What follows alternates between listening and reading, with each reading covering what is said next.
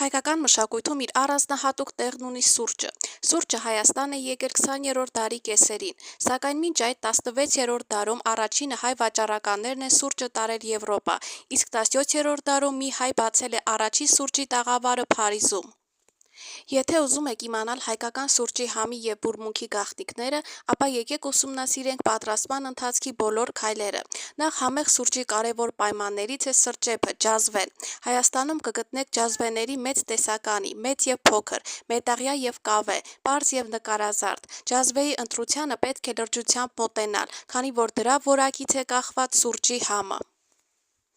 Հայկական մշակույթում ընդունված են կավե ջազվեները, որոնցում սուրճը եփվում է դանդաղ և պահպանում իր համային հատկությունները, և կավե բաժակները, որոնք երկար են պահպանում ըմպելիքի տաքությունը, թույլ տալով հանգիստ վայելել ըմպելիքը։ Կավե սրճեփների և բաժակների լայն ընտրություն է առաջարկում Երևանի վերնիսաժը։ Այստեղ դրանք զարդարված են ավանդական նախշերով և այնպիսի հայկական խորհրդանիշներով, ինչպիսիք են նուռը, Հայաստանի դրոշը, բիբլիական Արարատ լեռը։ Այսպիսի սուրճի սպասքը կարելի է ոչ միայն օգտագործել ամեն օր, էլ ավելի գեղեցիկ դարձնելով սուրճ խմելու արարողությունը, այլ նաև նվիրել որպես հուշանվեր։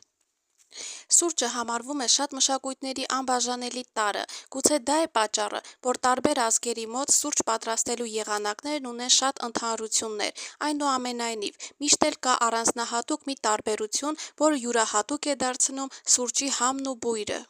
Ասում են, որ Հայաստանում սուրճը յուրահատուկ համ ունի նաև աշխարհագրական դիրքի շնորհիվ։ Բանն այն է, որ ծովի մակարդակից բավականին բարձր գտնվելու պատճառով այստեղ ջուրը եռում է ոչ թե 100, այլ մոտ 96 աստիճանի ներքո։ Դրա շնորհիվ պահպանվում են սուրճի եթերային յուղերը, հետևաբար ըմպելիքն ավելի համեղ է և օգտակար։ Հայաստանում ուր էլ մտնեք, ձեզ առաջին հերթին սուրճ կառաջարկեն։ Հայկական հյուրասիրությունը սկսվում և ավարտվում է սուրճով։ Սուրճի հյուրասիրությունն էլ ուղեկցվում է հայկական քաղցրավենիքներով։ Այստեղ շնորհիվ պատրաստման ուրույն ձևի և պայմանների, սուրճը յուրահատուկ բույր և համ է ստացել, որի հանդեպ հնարավոր չէ մնալ անտարբեր։